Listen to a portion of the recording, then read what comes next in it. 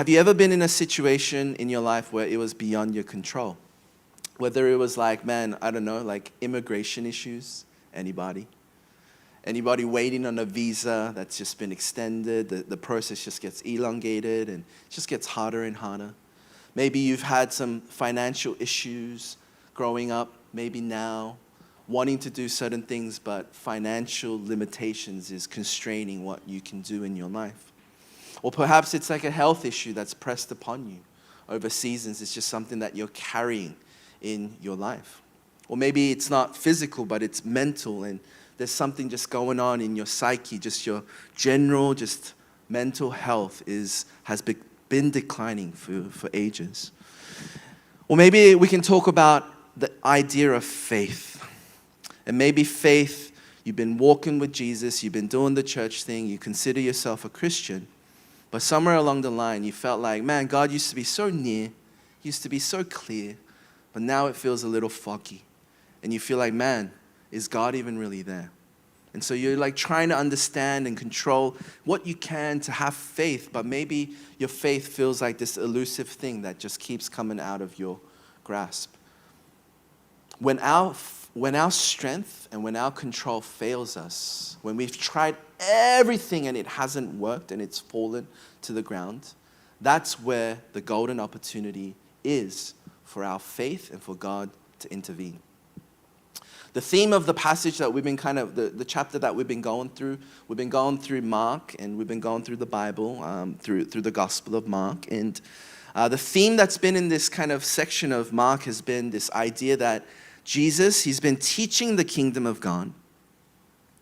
But for some reason, the crowds, they kind of just hear what they hear.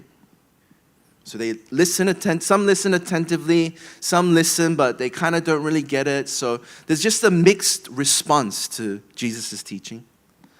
But then the disciples who are near to Jesus, who live with Jesus, they don't just hear teaching, they get explanation and they get kind of a tactile experience of what that teaching is. And what we see is it's kind of in the text, but not in the text, is that Jesus intentionally takes them from the crowds and from teaching to the storm, or through the storm. And so last week was Jesus intentionally takes them through the storm, because how many of you guys know that just knowing about God and knowing about Jesus in our mind is not enough? Just putting knowledge about God, doctrines, right theology, no matter how much we can put into our minds, if that faith is not realized and actualized and tested, if it's not brought into our hearts, then it's just good knowledge. It's just good things to know. But it's actually in the place of testing and trial, in the places where there's chaos, that what we truly trust and know comes to the surface. You see, Jesus is very intentional taking the disciples. He's got 3 years with the disciples. And what he teaches and shows the disciple in 3 years carries them for the rest of their lives and their ministries. And so Jesus is very intentional with every movement that he makes with the disciples. And so Jesus is taking them through the storms, on this boat that they trust, on the seas that they know, on the profession and the financial, because the boat was their economical workhorse, right? They fished, they got their money, their livelihood from this boat. So what they trust, it was shaken. And what's interesting is that Jesus, he brings them to a place of vulnerability to remind them. It's almost like he's like, hey, I want you to know you're limited. I want you to know that you're vulnerable. I want you to know that you're finite. Because only when you begin to really feel that and experience that in our lives do we come to a place where we're desperate enough to cry out to God. And so, we live in today, 21st century, Korea. I don't know if you guys talk about this with Koreans, but I find this coming up in conversation a lot. Man, Korea's become such a good place to live.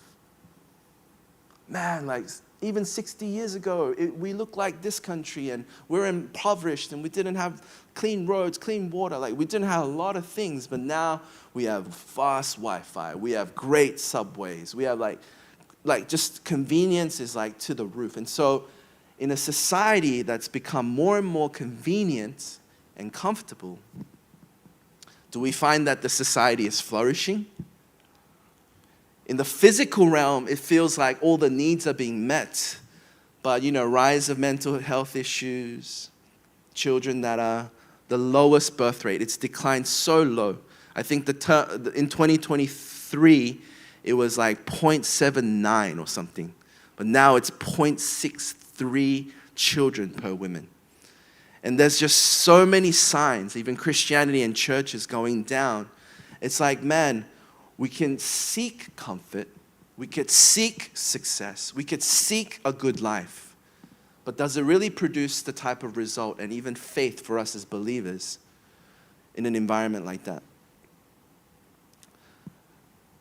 Jesus intentionally brings the disciples through the storm, physical chaos. He's saying, you don't have control over the physical realm. And today's passage, we'll see in a moment, shows us that we don't even have control of the spiritual dimension in the realm. And so I want us to read our passage for today, and it's in Mark chapter 5. And so would you turn with me to Mark chapter 5.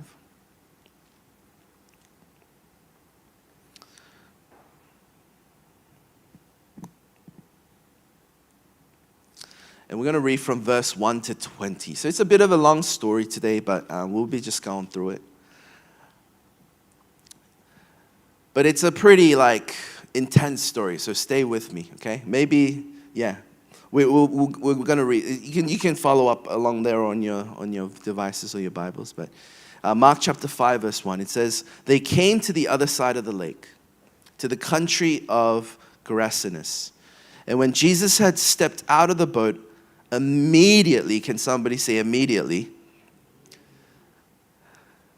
There met him out of the tombs a man with an unclean spirit. He lived among the tombs, and no one could bind him anymore, not even with a chain, for he had often been bound with shackles and chains. But he wrenched the chains apart, and he broke the shackles in pieces. No one had the strength to subdue him. Night and day among the tombs and on the mountains, he was crying out and cutting himself with stones. And so if you can imagine, this is an intense dude. It's an intense sight. It's near the tombs. It's near where the dead people lay. And this man, wild and out of control with superhuman strength, he's there. And so all the town, they know not to go near that area. And so in verse 6 it says, and he saw Jesus from afar, and he ran down and fell before him, and crying out with a loud voice, he said, what have you to do with me, Jesus, Son of the Most High God? I adjure you by God, do not torment me. For he was saying to him, come out of the man, you unclean spirit. And Jesus asked him, what is your name? And he replied, my name is Legion, for we are many. And he begged him earnestly not to send them out of the country. Now a great herd of pigs was feeding there on the hillside. And they begged him, saying, send us to the pigs, let us enter them. So he gave them permission, and the unclean spirits came out and entered the pigs. And the herd, numbering about 2,000, rushed down the steep bank into the sea and were drowned in the sea.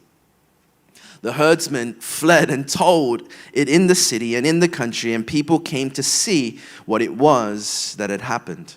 And they came to Jesus and saw the demon-possessed man, the one who had the legion, sitting there, clothed in his right mind, and they were afraid.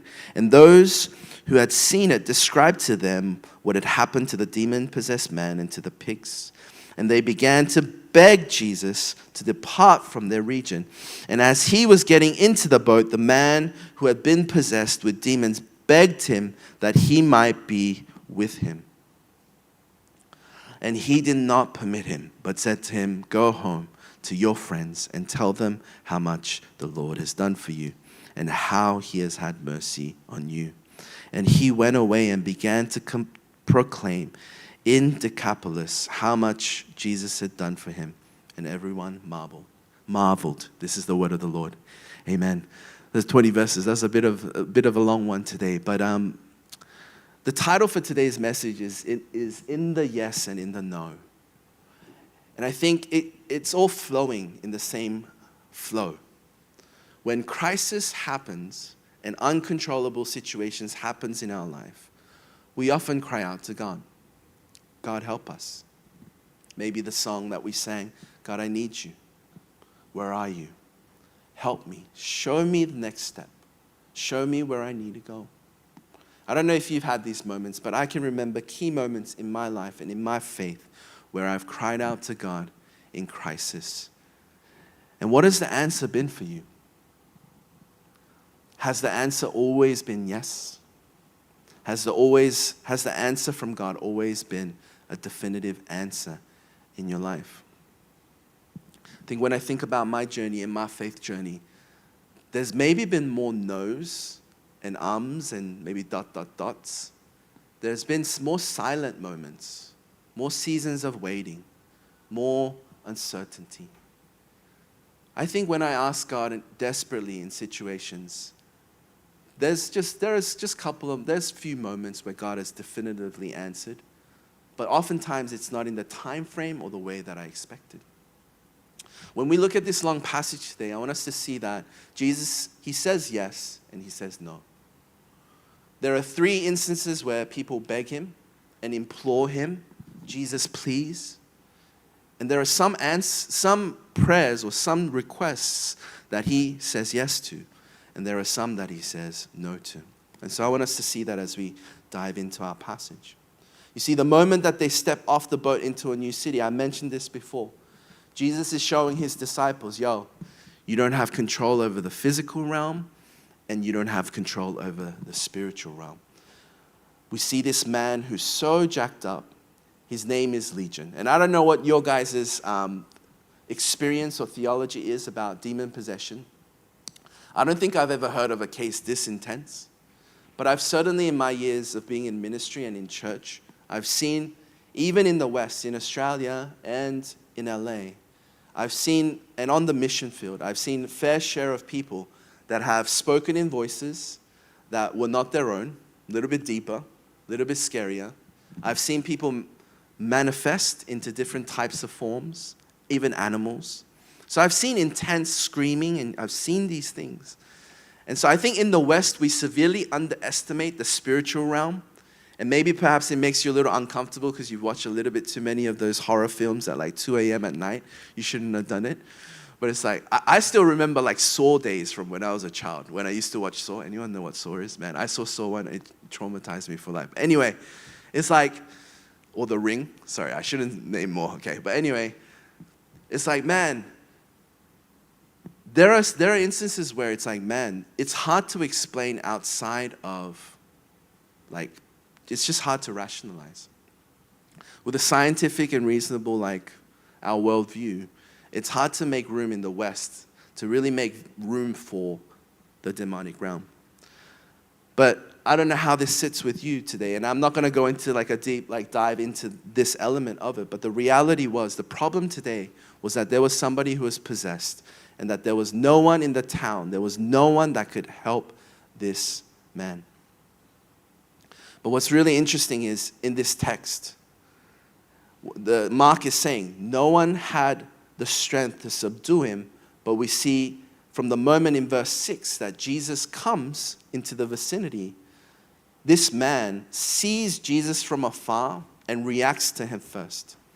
In verse 6 it says, and when he saw Jesus from afar, he ran and fell down before him, and he cried out with a loud voice, and he said, what do you have to do with me?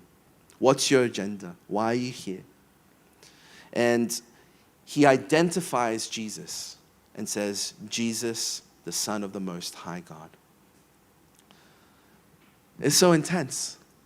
The people in the crowds don't recognize Jesus for who he is in the physical realm. They see the man Jesus, but they don't recognize who Jesus is. But the spirits from the spirit realm that see Jesus recognize who Jesus is. And so the irony of kind of even today of the text is that this man, this demon-possessed man, knows who Jesus is, discerns who Jesus really is, and wants to follow Jesus, but he's unable to follow Jesus. But these people who see Jesus physically, but they don't know and understand his true identity, they want Jesus to get out of this land. And so we'll read on. But this man, demon-possessed, he was named Legion. And he was named Legion because it was a unit of measurement for armies. And back then they say it was about 3,000 to 6,000 men in the Roman army. And so it's a vast number. You would imagine that he was very bothered. And he was very, pestered by these spirits. We see in this text the brokenness of the world, the chaos, the element and aspect of our faith and the world that we cannot control. He begged earnestly and he said, "Send me out of this country. Don't send me out of this country. Send me somewhere but where I could stay." And so this is our first instance of a request, earnest request, and Jesus answering this earnest request. Verse 10, he says, "He begged earnestly not to send them out of the country. And now a great herd of pigs was feeding there on the hillside, and they begged him, saying, 'Send us to the pigs and let us enter them.'" In verse 13, Jesus says, "And so he gave them permission, and the unclean spirits came out and entered the pigs and the herd, numbering 2,000. They rushed off the steep bank into the sea, and they drowned into the sea." So this demonic man, he makes a request. So we can learn a couple things, like they like the geographical region. So spirits like a geographical region. Like, you could send us out, but like, just let us not leave this land. That's kind of what their bargain with Jesus. And Jesus is like, okay. And he's like, "Can I go into the pigs?" And Jesus is like, okay. So Jesus lets them go into the pigs, and they go off and they die. 2,000. Very interesting. What we can learn here is that, man, Jesus has the power and authority over the spirit realm. The last passage last week, he has the authority over nature in the physical realm.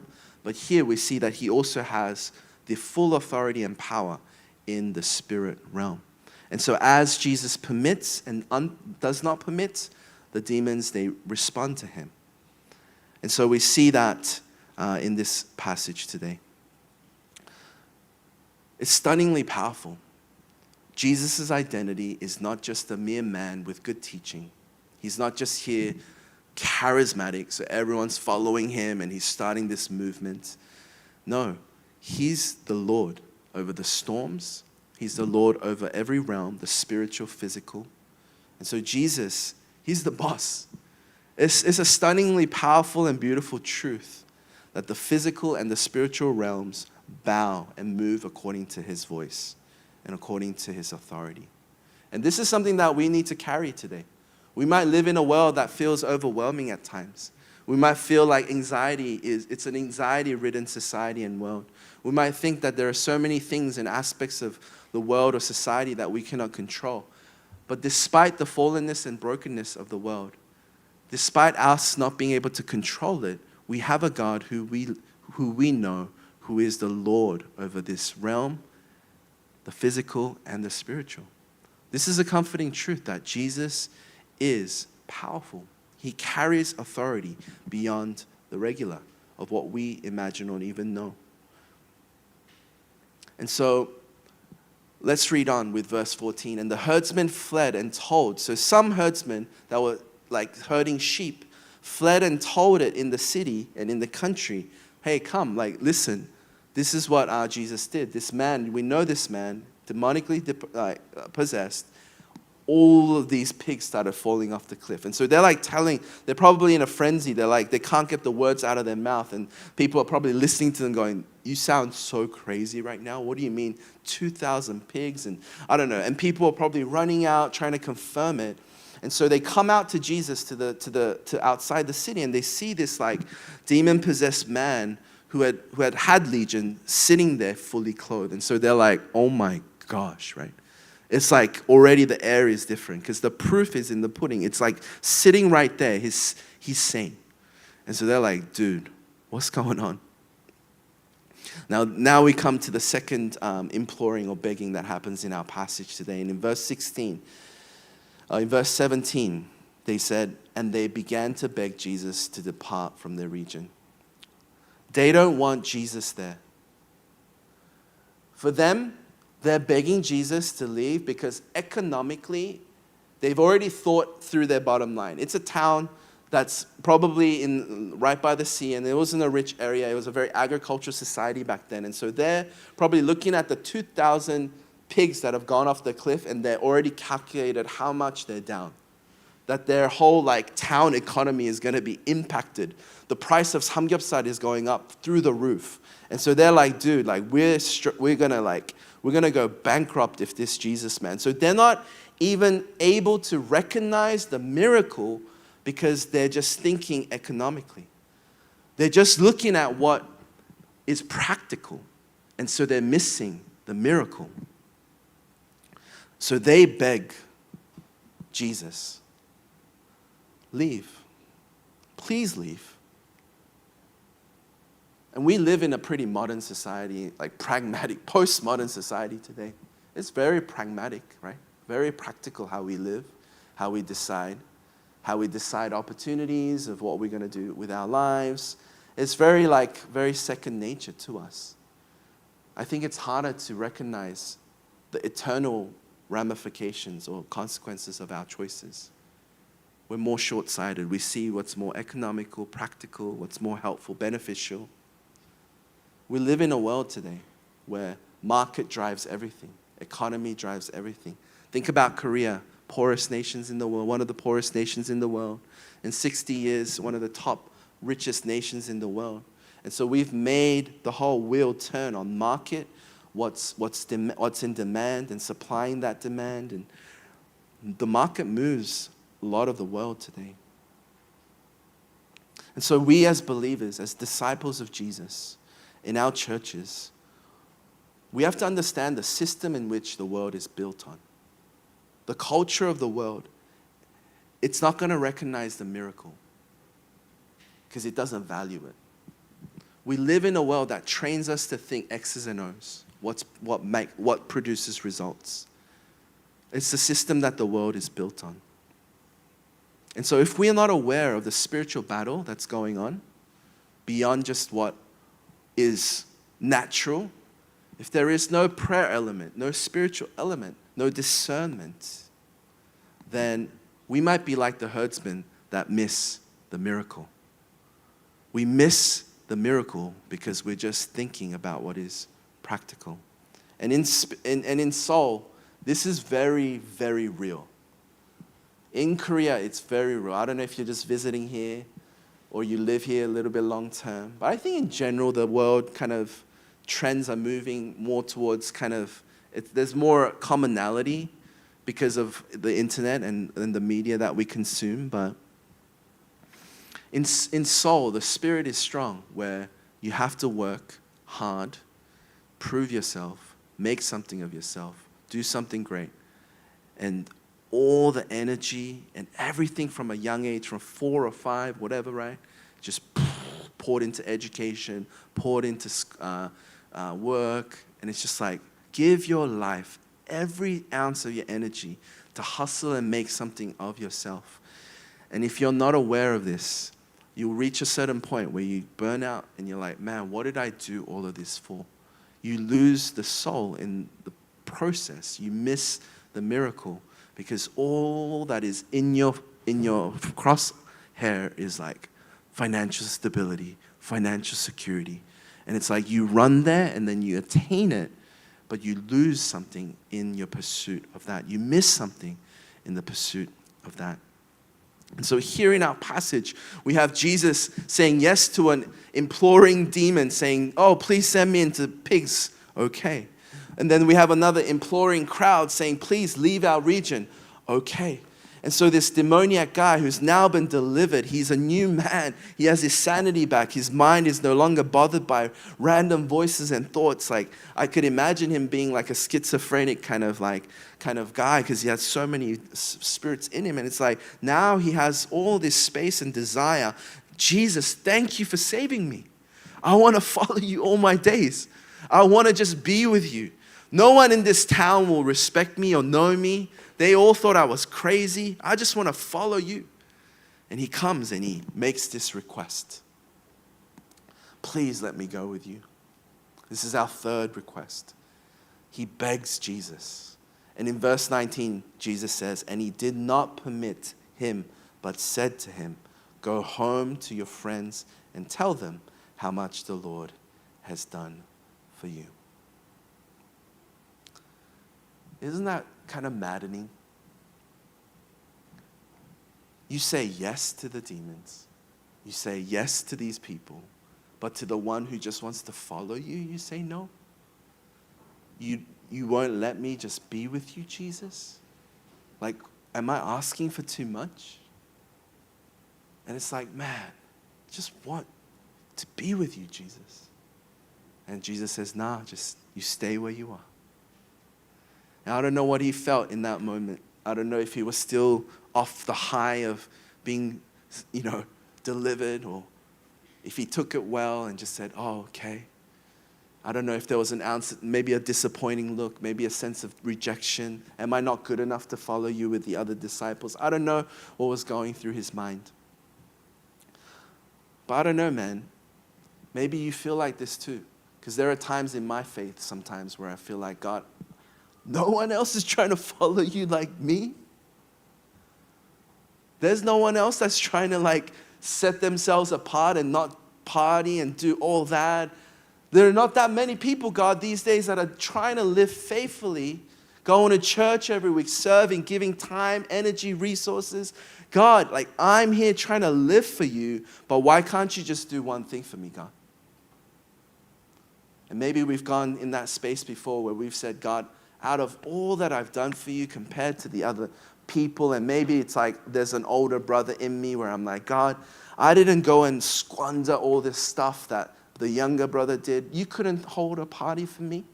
You couldn't kill a fattened calf for me. And I think if we're honest, there are moments where we feel like, God, is it even worth it?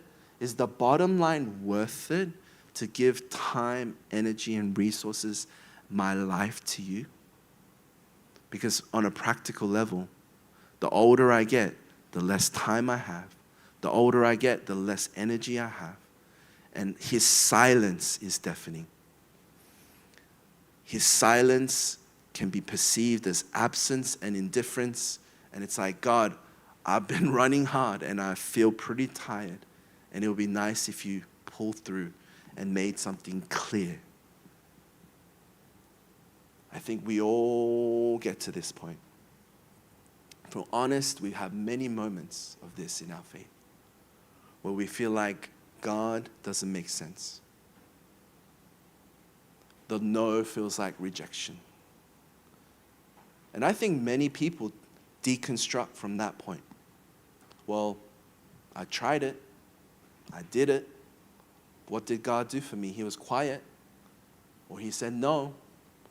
Or actually, if he said no definitively, I might feel better. I just feel like he just left.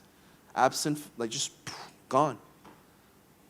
And I think today's passage, it gives us a bit of an insight. In the yeses and in the nos, God is sovereign. God is loving. God is with us. And there's a purpose behind those seasons.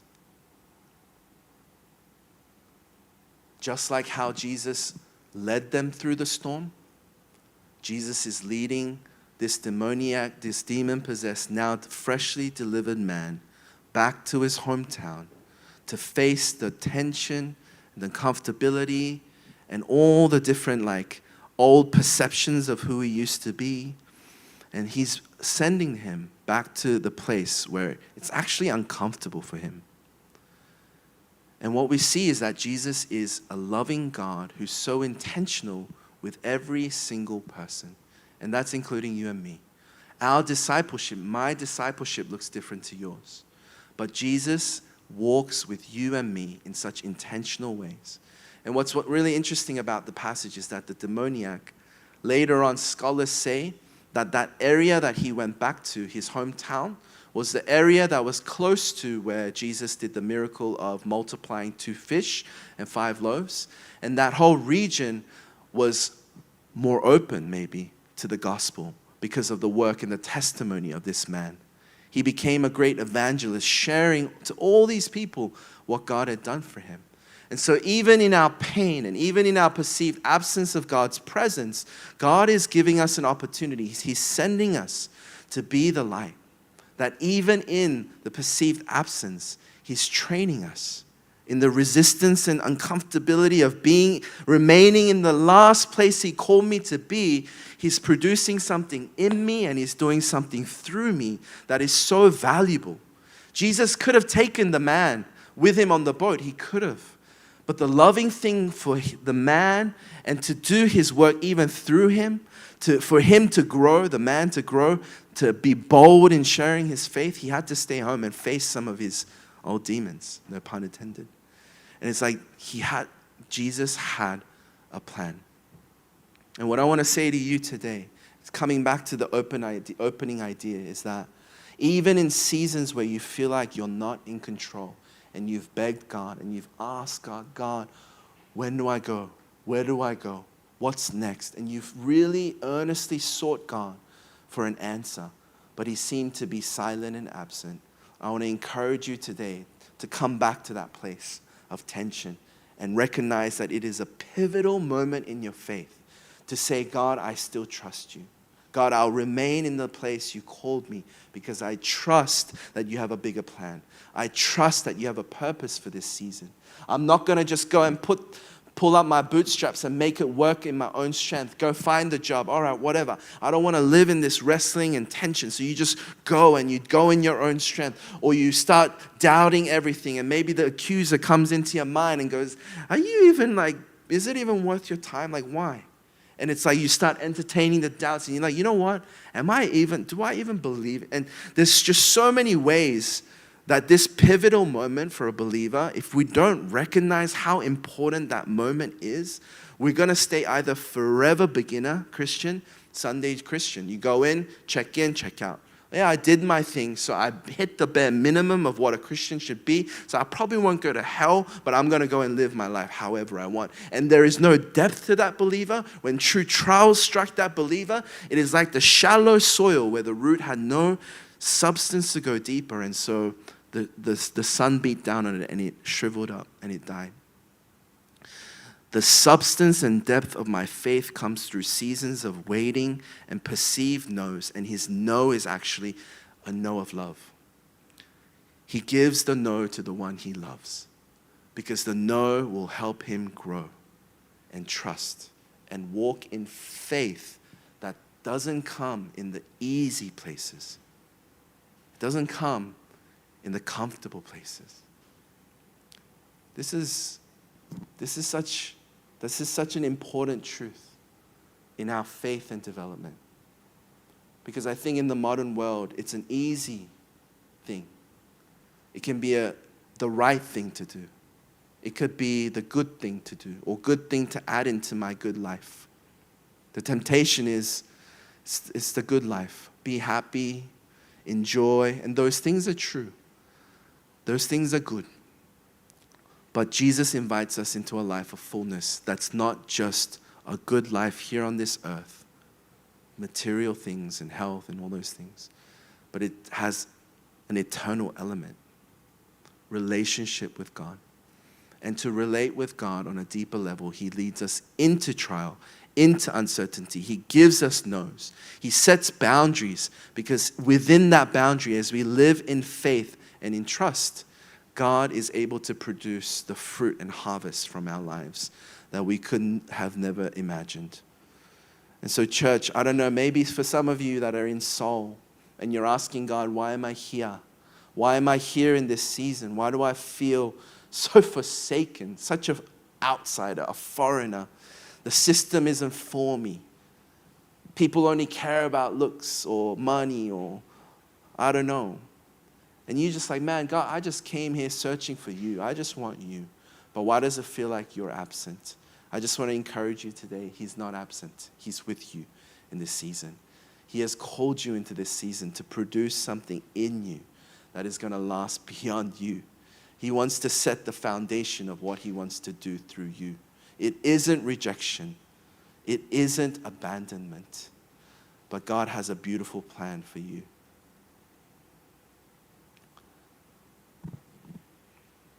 I want to invite the worship team up.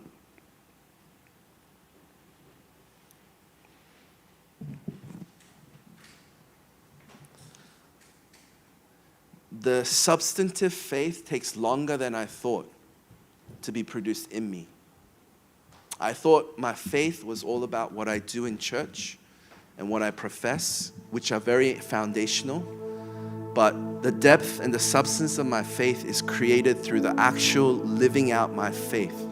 It's actually made through the decision, the quality of the decisions that I make. Do I even include God in my macro level decisions, my big life decisions? And do I wait until He makes a way? A lot of the Christian faith and journey, it falls and rises there. He saves us by grace through faith. It means that we don't have to earn His love, but that doesn't mean that there isn't an intentionality and effort that we need to put in our faith and in the way that we live.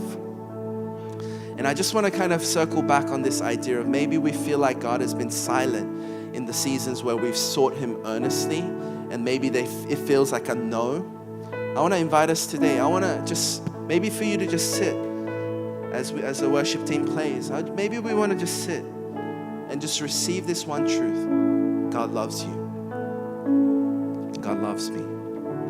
And God has called me to be exactly where I am today.